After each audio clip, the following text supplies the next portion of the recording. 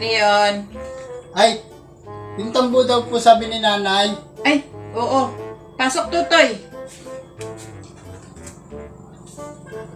Sabihin mo sa iyong nanay, salamat ha. Salamat din po.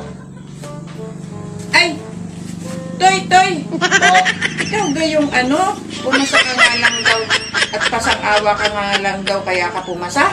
opo. Bakit? Naawa po sa akin yung aming teacher kaya pinasa na po ako.